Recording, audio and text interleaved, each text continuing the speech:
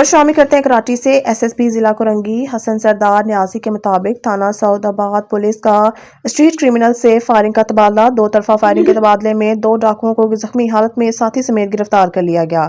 इस हवाले से मजीद तफसीलात जानते हैं कराची से हमारे स्पेशल रिपोर्टर जावेद महमूद राय से। जी जावेद, क्या तफसीलात हैं आपके पास, बताइएगा।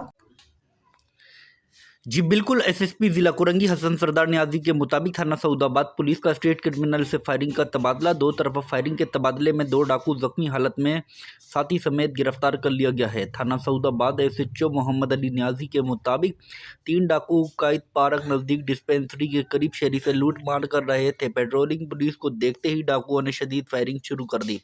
एसएसपी जिला कोरंगी हसन सरदार न्याजी का कहना है, गिरफ्तार डाकुओं से असला, 2 टीटी और एक 9mm पिस्टल और छीने हुए 6 मोबाइल फ़ोन, 19,000 रुपये नकदी बरामद की है।